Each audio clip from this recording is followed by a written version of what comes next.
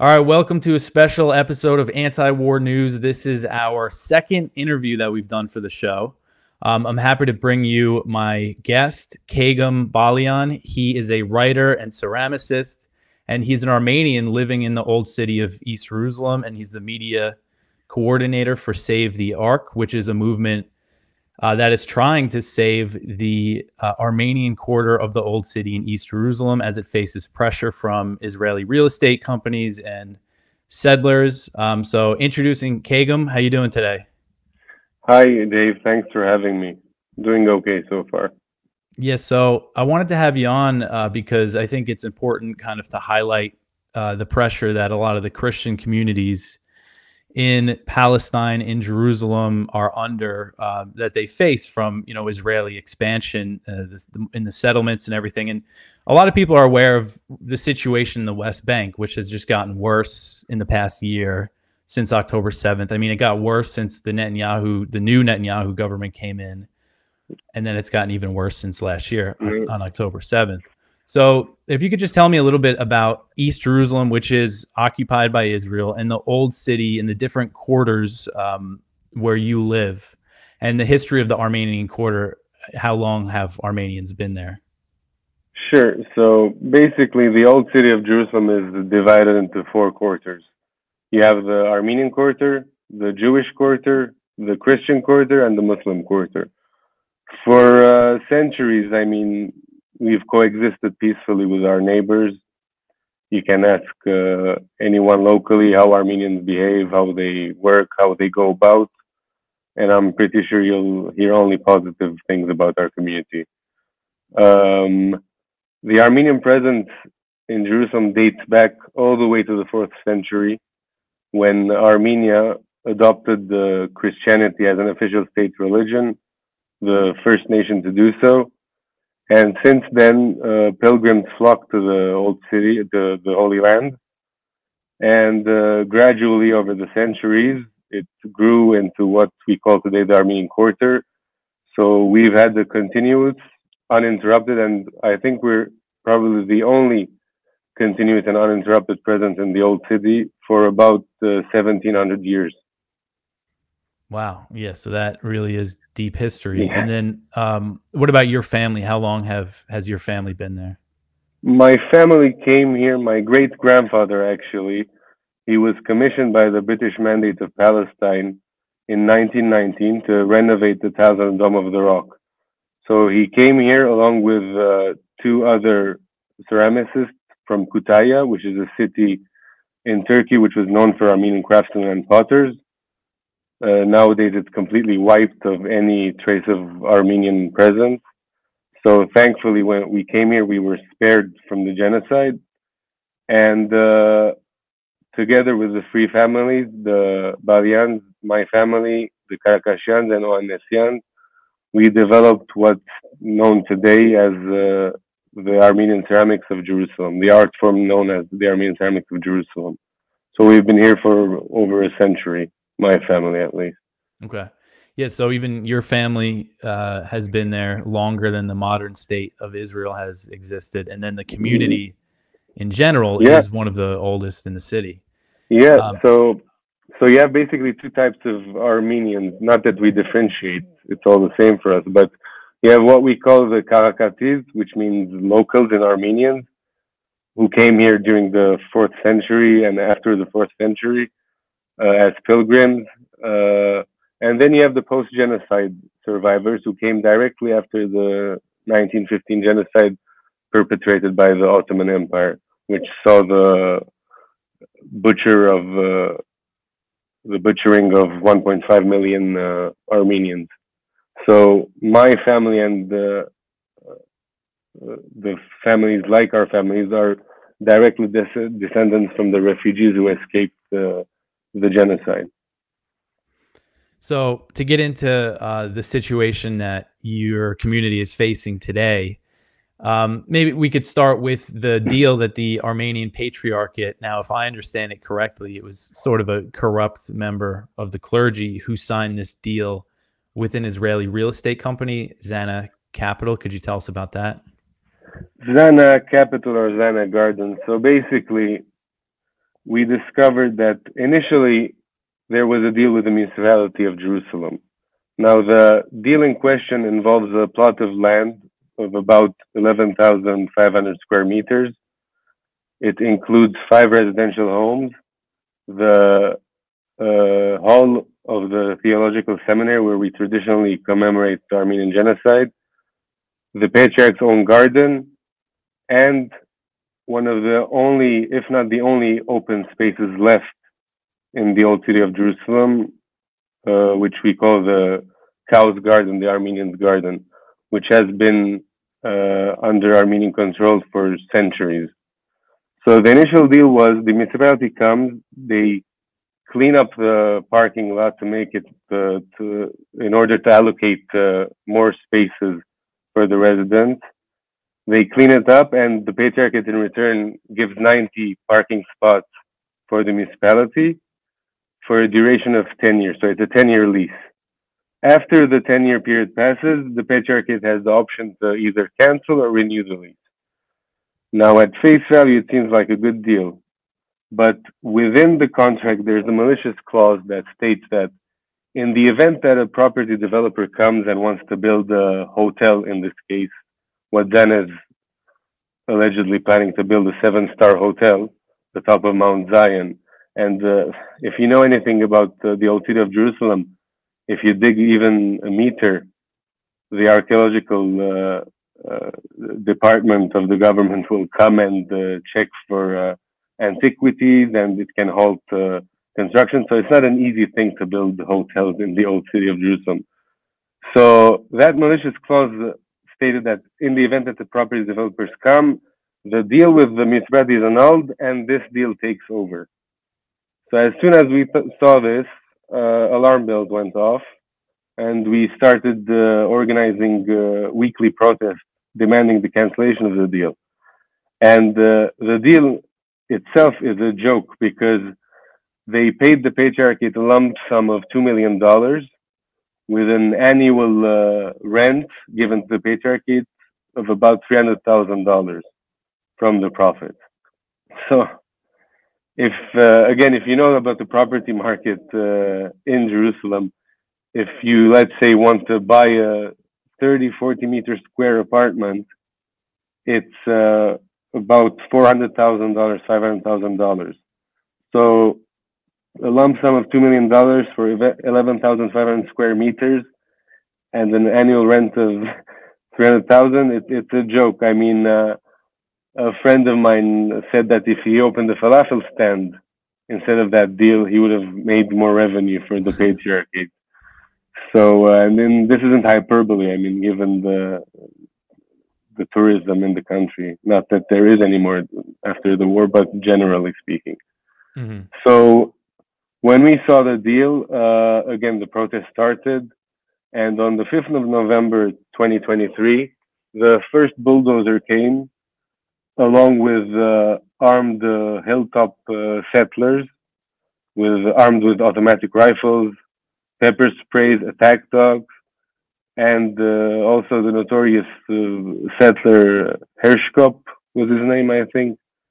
Sadia Hershkop, I think I'm butchering the name, but he was also present. And you had also Daniel Rothman or Daniel Rubinstein, as well as George Warwar, the two representatives of the Zana capital present on the ground. So they tried to intimidate us. George Warwar started hurling threats at us that he will get us outside one by one, all in front of the police.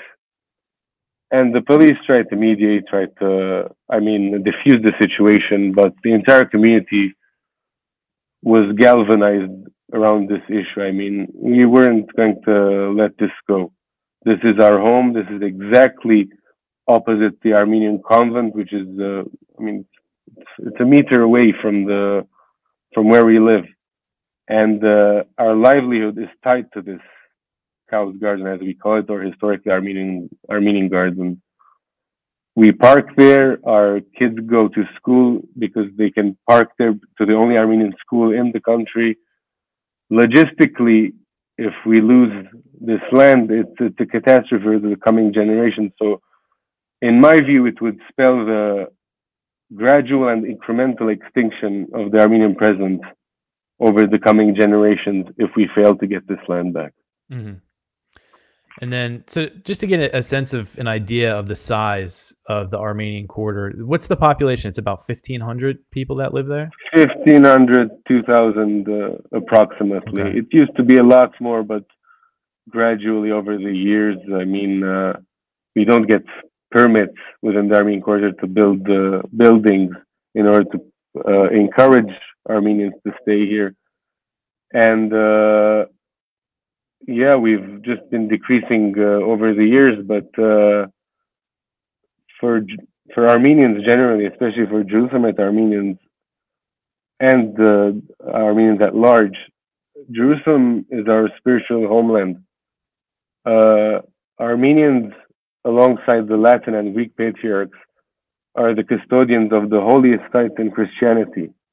Now, to have a population of 10 million, us Armenians, have equal rights within the Holy Sepulchre, within the Church of the Nativity, as the Catholics and the Latins and the Greeks, which I mean, the Latins are in the range of billions, and the Greeks in the Greek Orthodox 100 millions.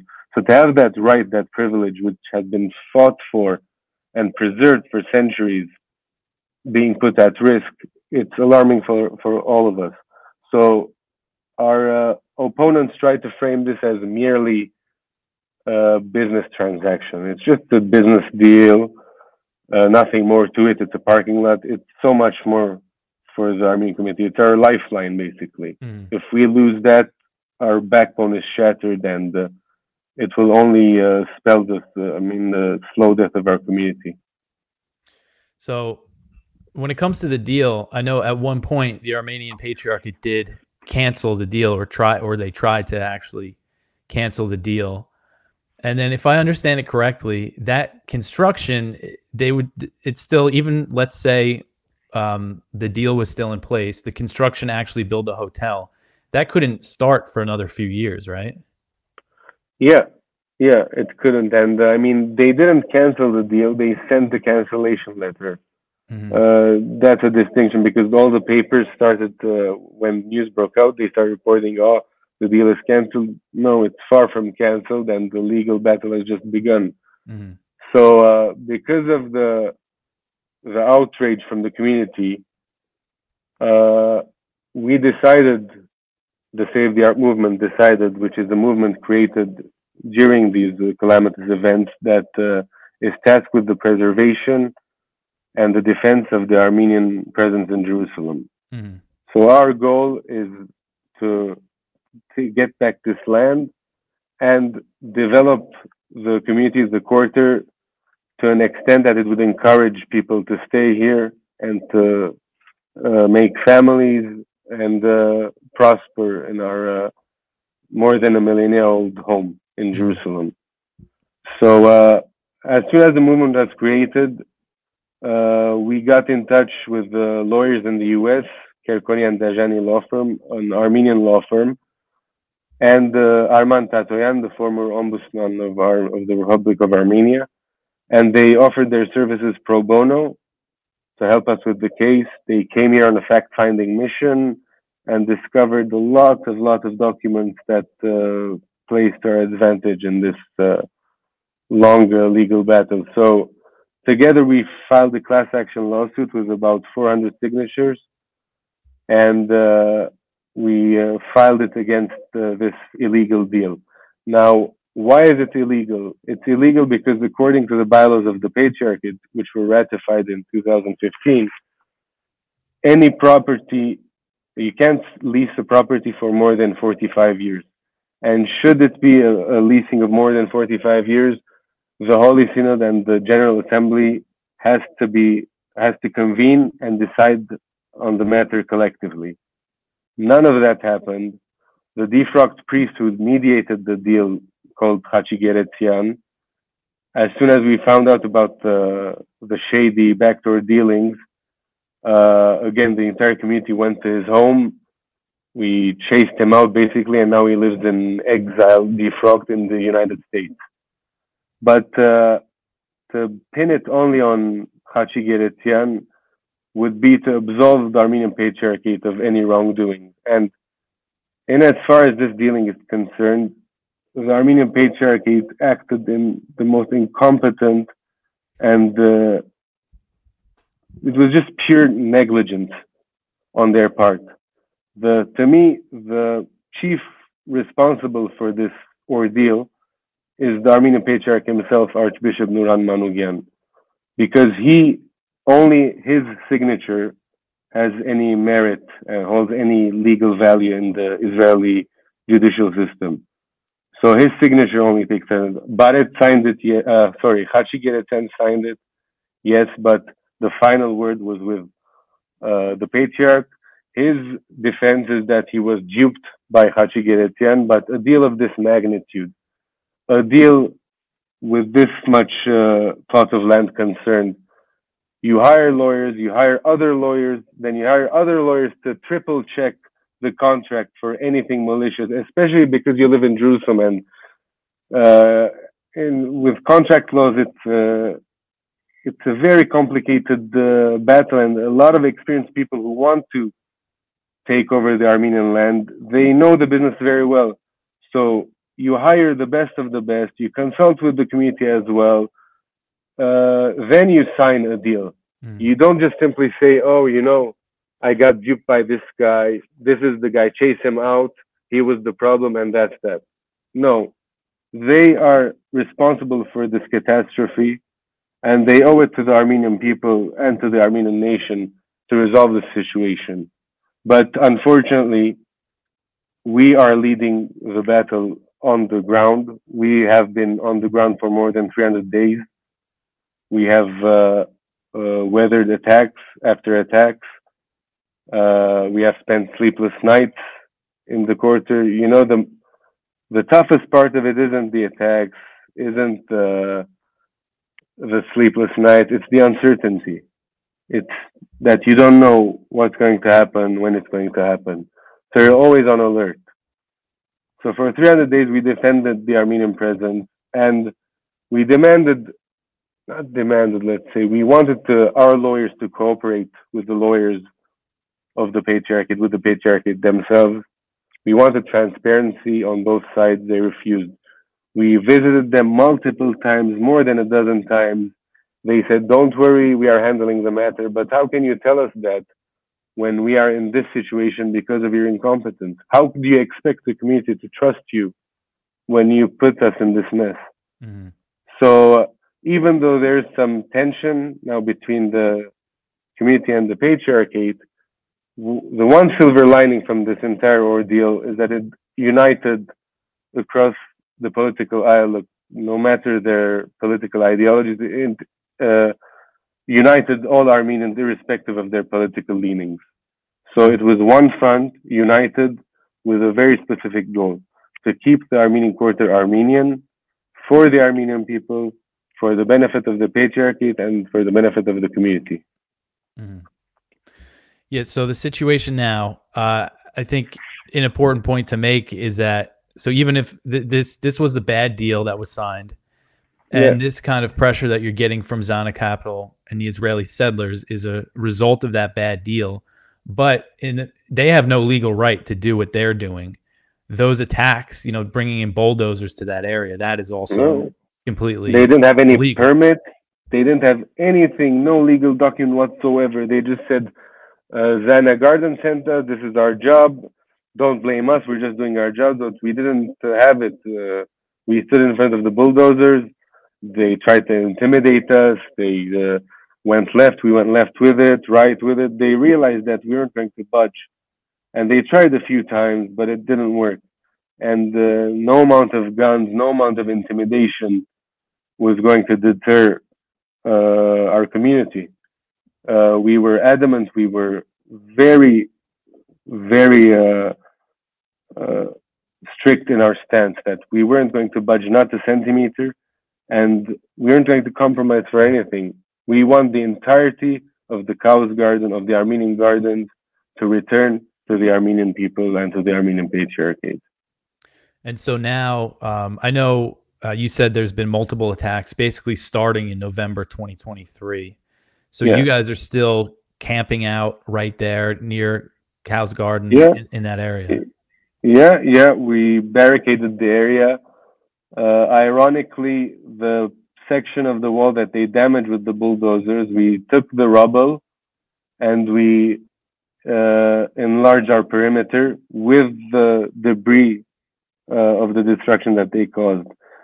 And the top of the rubble, which was amassed by the bulldozers, which looked like a small hill, we went up the hill and we put the flag of Artsakh on top of it as a symbol of resistance, as a symbol of our struggle against these encroachers. And if you heard about, I mean, the situation in Artsakh during the fourth, a lot of people might know it as Nagorno-Karabakh in the U.S. Yeah, I know they say Nagorno-Karabakh, but for us it's Artsakh, and it will always be Artsakh. Anything else is an attempt to paint this as a complicated matter, a feud between Azeris and Armenians, but it's been Artsakh for thousands of years, and it will remain Artsakh. Even though we lost it recently, it's still in our minds and hearts, and it was a devastating blow, and Azerbaijan, with the complicity of Israel and Turkey, effectively ethnically cleansed Artsakh of its indigenous Armenian population. 150,000 Armenians were forced to leave their ancestral homes, and now they are, deracinated and discarded. No home for them. But there was no outrage on it. I mean, even as I speak now, there's the COP29 going on in Baku, which is again an attempt by the Aliyev regime governing Azerbaijan to greenwash their crimes and to present themselves as a civilized nation with Western values and global values that the world needs to see and understand. So again, a bogus PR campaign on their part, but unfortunately, a lot of the major powers are bending over, given the oil and the gas that Azerbaijan has. It's all about energy at the end of the day. Yeah, I know in the U.S., when the war broke out in Nagorno-Karabakh or Artsakh back in 2020, I remember that kind of the media coverage in the U.S. was very neutral. They kind of made it seem like nobody, the U.S. wasn't really on a side here. And now the U.S. is looking to kind of expand military ties with Armenia. They're trying to peel them away from Russia. But if you look at the numbers and kind of the history, the U.S. has always been much more favorable to Azerbaijan in terms of the amount of military aid. So in a way, the U.S., they didn't support this nearly as much as, say, they support Israel or this conflict. But in a way, the U.S. did support this ethnic cleansing campaign that was supported by Turkey and Israel. They were complicit in this together. I believe, what is it? Azerbaijan gets about 70% of its weapons from Israel. Is it really that high? According to SIPRI, which is a Swedish institute that monitors weapon sales, I think, and war-related events, they calculated that it's about 70% of weapons export from Israel was to Azerbaijan. Now, that included the Harop drones, suicide drones, which was tested. I mean, I hate to say it, but Armenians were the first test when it came to this new age of warfare, the drone warfare. Okay, we've had drones before, but not at this level of sophistication that we have today. And 5,000 Armenian soldiers, most of them kids, 18, 19-year-old, were just cannon fodder, fish in a pond, bombarded, destroyed, defenseless, and it dealt a heavy blow to all of us Armenians. And the fact that Israel was complicit in this enraged us even more. So it increased our resolve, it increased our determination to prevent another loss of Artsakh. Because culturally, it has the same value, if not more. Spiritually, like I said, it is the homeland. It's the spiritual homeland of the Armenian people. So for us to lose this, we would effectively we would lose a major presence in Jerusalem, and we would lose custodianship of the holiest site in Christianity. For a nation like ours, where Christianity is intertwined with our culture, uh, almost every value we have stems from Christian values. So to lose that would be a heavy blow to Armenians as Christians, and it would potentially endanger our Christian future, so to speak. Mm-hmm. So I want to talk about that kind of the situation for Christians in East Jerusalem in general. You know, you see this stuff online, like Christian priests, Catholic priests getting spit on while walking through the old city. And does it seem like, you know, since this new Netanyahu government came in, does it seem like kind of the settlers, the people trying to push non-Jews out of East Jerusalem, out of their homes in the West Bank, do they seem more kind of emboldened and like they have more backing sort of the Israeli state? I mean, of course, when you have Itamar Ben-Gvir, the national security minister, handing out weapons to settlers, he handed them personally to them. Not all of them, obviously, but he made the big PR thing about it, where he's handing weapons to these settlers. Of course, you're going to be emboldened. I mean, but this issue, I mean, even though it's been exacerbated by this new far-right regime, it's been a daily occurrence for as long as there's been an Armenian presence here. I mean, they spit on our convent, they urinate on our walls, they post graffitis on our walls, vandalizing our walls, which say you are all goys and you're going to die. Armenians aren't welcome. When the Messiah comes, you'll all be wiped out. And, you know, the hateful vitriol designed to deter and not to deter, to push Armenians to leave the country, to not feel at home. But as I always say, we've had a continuous and uninterrupted presence. I have to stress that. We're not going to be intimidated by anyone. Mm-hmm. And for those who try to frame us as anti-Semitic, for all it's worth, the deal could have been made with a Chinese investor, a French investor, a Japanese investor, a Brazilian investor, any nationality. We would have opposed the deal if it was a deal of this nature. So this is a fight for the multicultural, multi-ethnic character of Jerusalem. And to us Armenians, I think it's the final battle for Jerusalem to keep it the way it is, the way it's been for centuries. I mean, we've had empires, dynasties come over, and we've had better relations, so to speak. The Ottoman Empire wiped out 1.5 million Armenians, and we had a better, not a better, but we even had some sort of understanding with them with respect to the Armenian quarter. But now with this rampant government hell-bent on antagonizing everyone around them, it's an uphill battle for us. I mean, the only way we can fight, and the only way we want to fight, is through legal means and through the media. Thanks to social media, we managed to relay our message to the world. We're still doing it on a daily basis. We managed to get interviews on mainstream media, on alternative media, and it's been a tool at our disposal that we've handled pretty well, I think. And it's the only way we can fight. Mm. We're not a violent community. We're not aggressive. But if push comes to shove, we won't just sit there. So do you feel like if you aren't there, you know, don't have this constant presence in this area that they want to take over, do you think they would, you know, kind of try to move in right away? Is there that much pressure?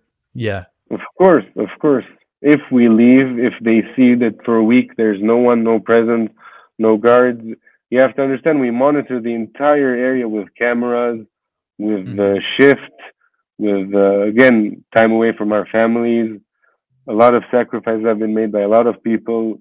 People who have 4 or 5 children used to come to the barricaded area, cook for us, support us. It's just been a, I hate to say it, but you know, in times of crisis, the communities unite, and it took a crisis of this magnitude to unite us all. And one of the few things that I'm proud of from my community is how we put everything aside and focused on the singular goal of taking back our land and protecting our heritage. Hmm. So if people want to get a good kind of visual idea of what you're dealing with and your setup, Jeffrey Lafredo made a great Jeremy, Jeremy, Jeremy, sorry, yeah, Jeremy Lafredo. He made a good. He did a great report. It's about 10 minutes for the gray zone. I'll put a link in yeah, the description so people could check that out. And we're yeah. actually recording this on. This is probably going to come out Saturday, but we're recording this on Wednesday, October 9th.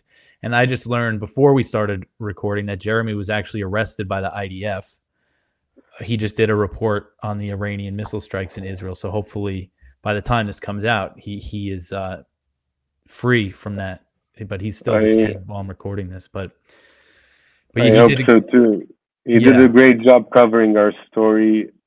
He was there on the ground. He asked all the pertinent questions. He did a lot of research, and in the brief amount of time in the documentary, I think it was 15 minutes, he managed to encapsulate the struggle of the Armenian community of the Save the Arab movement with respect to this illegal and treacherous land deal.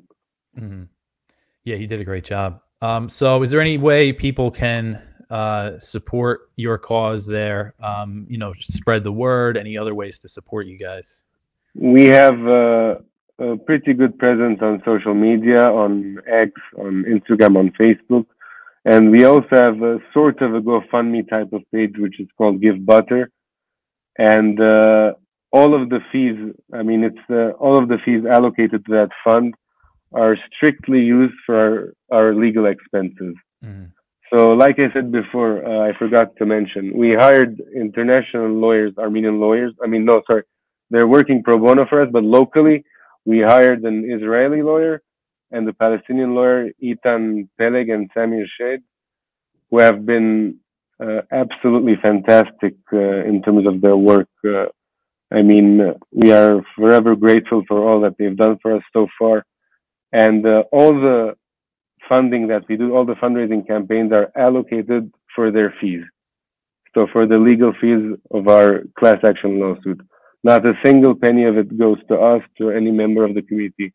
All of us here on the ground, we're doing this because it's our national duty to our people and especially to our fallen brothers and sisters in Artsakh who were butchered, raped, mutilated, humiliated, and then thrown out of their ancestral land. So our fight is for the Armenian people. Our fight is for the continuity of the Armenian presence in Jerusalem. And if you want to help us, please click on the link, whether it's $5 or $10. Any amount helps. All right. And yeah, one, reason why I wanted to do this interview, why my previous interview that I did was with Khalil Sayegh, who's a Palestinian Christian from Gaza, is because I believe a lot of American Christians think that they have some duty to support Israel. Not that many Catholics, but it's kind of a different theology, Yeah, dispensationalism, as it's called. And if you actually look at what it's like for the Christians on the ground in the Holy Land right now, and the pressure that they face, we discussed a little bit, I think, before we started recording that you have this. It's an Israeli real estate company you're dealing with. It's these Israeli settlers that they're dealing with, but they are ultimately backed or by the Israeli police, the Israeli state, the Israeli military. Um, yeah, Even if it's not, out in the open, but especially when you look at the West Bank, you look at all these attacks on the Palestinian villages and settlers breaking into people's homes and threatening to kill them if they don't leave. The military very rarely arrests them, and the only time that they really do is if too much attention gets on it. So they're taking advantage of everything that's happening in Gaza and now in Lebanon, and I'm sure it's a similar situation there in East Jerusalem. I mean, with the fog of war, with all that's going on, like we said earlier, they got emboldened more to harass, to attack, to try to encroach on different properties.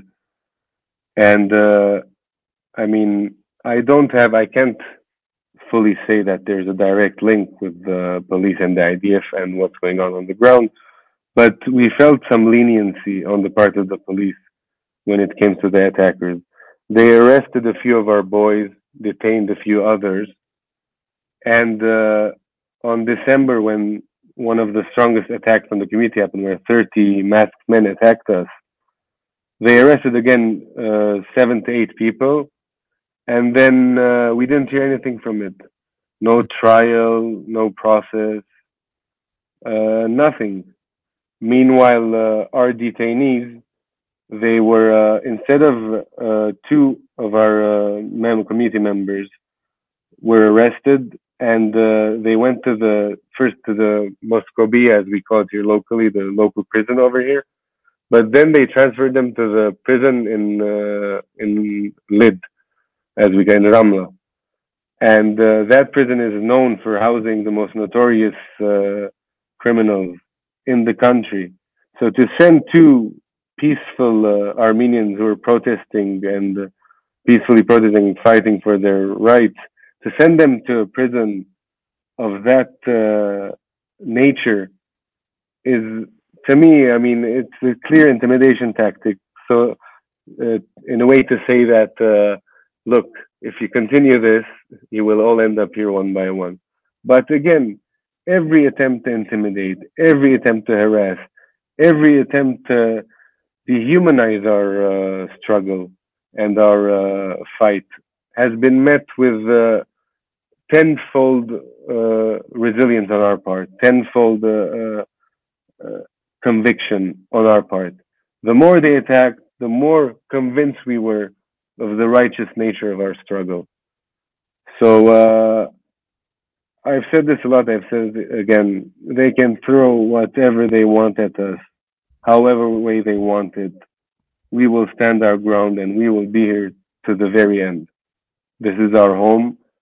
This is a land for the Armenian people, and we will not have it any other way. Like I said, we coexist peacefully with our neighbors, but if you want to try to wipe us out, like Artsakh was wiped out of 150,000 indigenous Armenians, it's not going to happen. Not on our watch. And the core difference, I mean, between Artsakh and Jerusalem in terms of existential struggle is that Artsakh was immediate. The pain was direct. We felt it immediately. In our case, if we don't get this land back, it will just lead to the incremental extinction of our community. We won't feel it tomorrow or the day after. We'll feel it in 10 years, 20 years, 30 years. We'll be in our 50s and we'll look around and we won't recognize the quarter. We won't recognize the people around us. And by then it would have been too late, and we would realize that we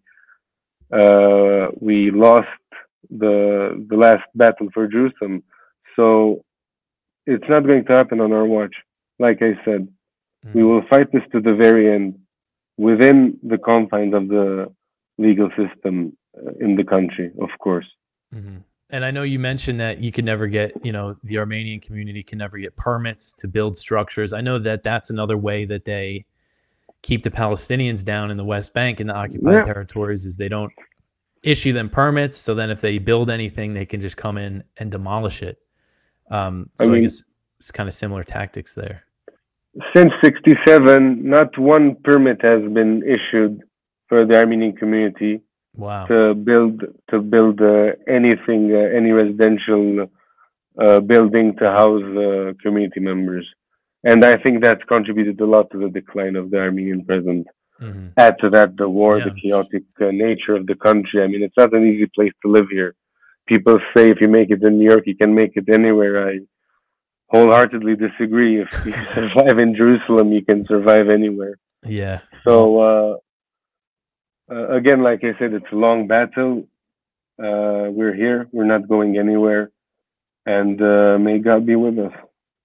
yeah. Well, we wish you luck with your struggle there. And again, if you want to send me any links, you mentioned the social media stuff, the GoFundMe, or I forget the name of the site, but for the legal Okay. defense, send me Sure, that.